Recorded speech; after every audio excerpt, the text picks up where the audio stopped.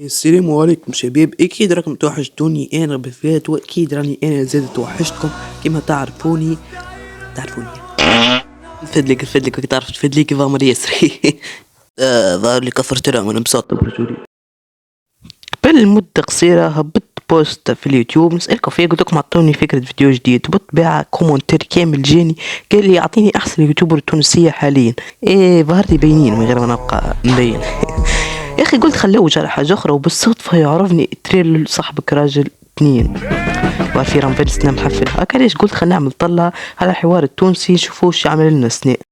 المسلسل الثاني واللي يمثل عودة سامي الباهري بعد غياب 4 سنوات عن الإخراج التلفزيوني. مسلسل جديد تحت عنوان هذه آخرتها. تصويره انطلق من بداية شهر نوفمبر، والمسلسل باش يتعدى على قناة الحوار التونسي في النصف الأول من رمضان. المسلسل يضم كوكب من النجوم مثل بسام الحمراوي، سيف عمران، لبنى الزديري، أروى بن إسماعيل، صابر سيزار، نعيمة الجاني، رياض النهدي، محمد صابر الوسلاتي، كوثر بالحاج، عبد اللطيف خير الدين، الصادق حلويس، الرابور ستو.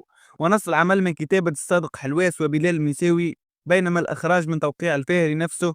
وكل الأخبار تقول أنه من الكوميديا اللي يحبها توانسة ومليئة بالمفاجآت، والناس الكل نعرفوا أنه سامي الباهري أي مسلسل ولا برنامج يعمله يكون ناجح، وأنه عنده بصمة خاصة في الأعمال الدرامية ولا الكوميدية في التلفزة التونسية.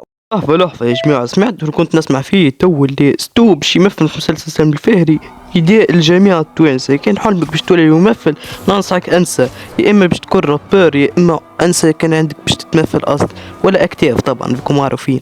والله كنت تشوف على الاقل واحد ارتاح من المسلسلات الدرامية نتاع الحوار التونسي، فماش مسلسلات الحوار خرامية على الاقل الواحد حتى باش يتعدى في نفس القناة، واللي بدا التصوير متاعه، واللي باش يتعدى زادة في النصف الأول من شهر رمضان للمخرجة سوسن الجمني. العمل يجمع مجموعة من أبرز نجوم الدراما التونسية كيما كمال تواتي، ريم الرياحي، معز التومي، وميمة بن حفصية، محمد مراد، ياسين بن قمرة، وفيصل الحذيري.